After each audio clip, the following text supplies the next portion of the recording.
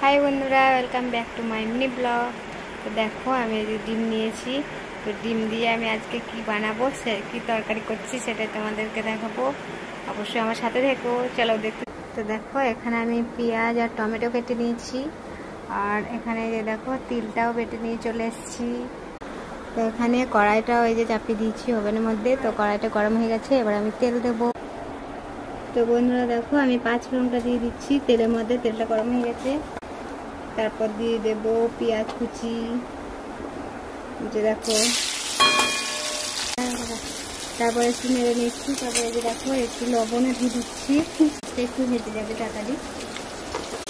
1 চামচ জিরে গুঁড়ো দিয়ে দিচ্ছি, 1 চামচ লঙ্কা গুঁড়ো দিয়ে দিচ্ছি। তো বন্ধুরা এখন তিলটা দিয়ে দিচ্ছি, এই যে দেখো